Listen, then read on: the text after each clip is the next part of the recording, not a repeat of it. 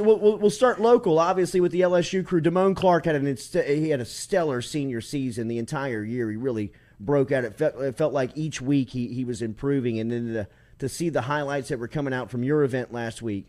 What did you make of Damon Clark, LSU's linebacker, a local guy from here in Baton Rouge? Yeah, Damon had a great week, and I think he's riding some great momentum right now. Like you said, coming off a great senior year, took a big jump. I mean, he was like, if we would have had to pick rosters over the summer, he would have been around the cut line for the game. It wasn't a shoo-in at all. You know, we really kind of questioned his instincts off the junior tape, just seeing and reacting, and you know, new defensive scheme this year, really settled in, and was obviously the production was off the charts. So, no, had a really good week down here. What I didn't realize with Damon was how big this guy is. Yeah. Like through his core and through his trunk, like this is a big man. So you usually when you get guys as fast as Damon and guys that can close the way he can, I mean, they're smaller guys. This is a big guy that can really run and hit. So, yeah, I mean, he's to me, he's squarely a day 2 player now, somewhere second or third round. I don't think he's getting out of day 2. And now how much higher can he climb the rest of the process? What's he going to run?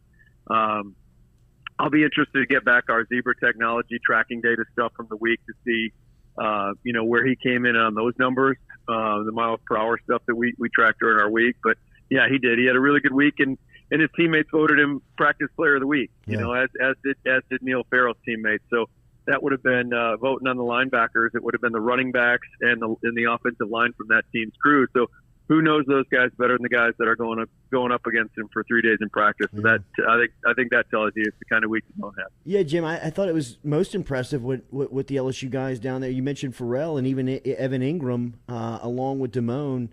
It sounded like had a really good week from leadership standpoint. Is their peers recognized what they were doing? How important is that to a scout, a guy like you who spent 18 years scouting these prospects?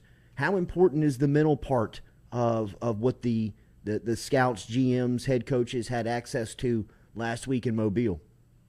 Yeah, all of it's big. All of it's big. It's like trying to put together that puzzle so they're all different pieces. So any takeaways you can get. I mean, really in the big scope of things, Jordy, I mean, teams don't get that much time around these guys. When you're talking about making $1 million investments in players, I mean, really there's not a lot of time during the pre-draft process for these teams to, you know, get to know them. And that's why the selling point of Mobile is you get 7 straight days. So there's always takeaways. There's takeaways. You watch guys walk out to practice. Like who are they walking out with? How are they warming up? How are they preparing for practice?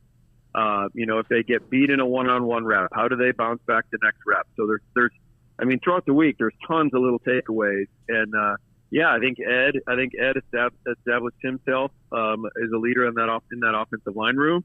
And with Neil, I mean, that's another guy. Everyone talks about the week Jermaine Johnson had on the defensive line for the American squad out of Florida State, you know, the ACC Defensive Player of the Year, and he had a great week. But his teammates did, you know, the offensive line for that crew did not vote Jermaine Johnson the Player of the Week. They voted Neil Farrell the Player of the Week. So that tells you the kind of week Neil had. When you're scouting defensive linemen, Jim, what's the first thing or most important thing that you're looking for in those big guys? Pass rush. Yeah. They got to. I mean, if you're watching these NFL playoffs, even in a loss, you look what the Tennessee Titans did with Jeffrey Simmons and that crew up front against Joe Burrow and getting, you know, I think they sacked Joe 8 or 9 times that game. You need guys that can rush the passer. So really just explosive qualities is what you're looking for. In length, if you can find long guys that are explosive, that's why Perrion Winfrey from Oklahoma, who is the game MVP, is probably gonna go in the first round now.